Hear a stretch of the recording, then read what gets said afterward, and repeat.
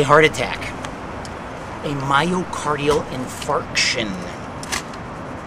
The first structure to which the heart pumps oxygenated blood is to itself. People don't realize this. Now, most people don't know the difference between oxygenated blood and deoxygenated blood. Most people don't know their asses from a hole in the ground.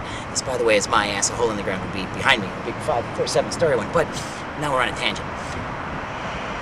The right side of the heart pumps deoxygenated blood out to the lungs, where it is oxygenated. The blood returns to the heart oxygenated. It heads into the left side of the heart, and then it is passed out to the body. It's a complicated and a very elegant little system. Now, the fact remains that the heart is a muscle, a very hard-working muscle, clearly the hardest working muscle in the body.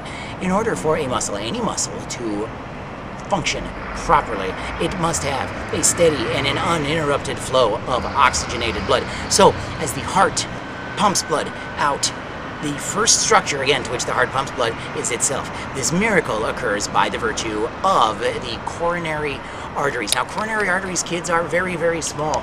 A very large human being in perfect health may have coronary arteries that are perhaps 6 millimeters in diameter. The open part of a blood vessel, by the way, is called the lumen, and the term patency refers to how clear that lumen is, as opposed to a blood vessel that is some way obstructed or stenosed, as we might say.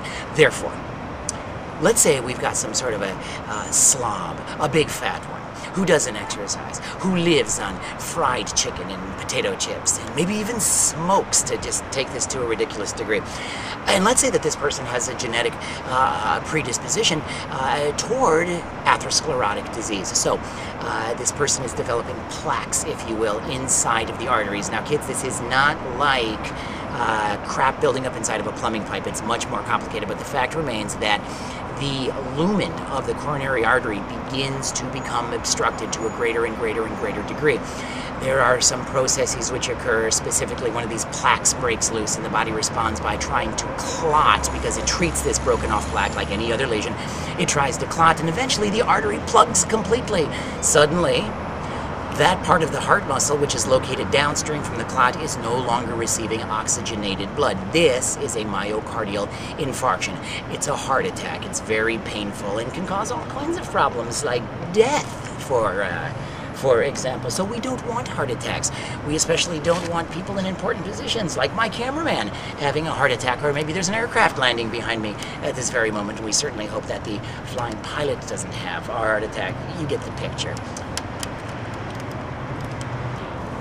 Speaking of heart attacks, myocardial infarctions, again, we know that now because we learned that a few video clips ago. Go and watch the Valium Stallion, the rudiments of what is it called? Social acumen. Social acumen, thank you. That's why Simon is here. Anyway, watch the rudiments of social acumen, the cooking video. Watch the Baracco Taco video. Eating after the fashions described in these videos will certainly help stave off that myocardial infarction, folks.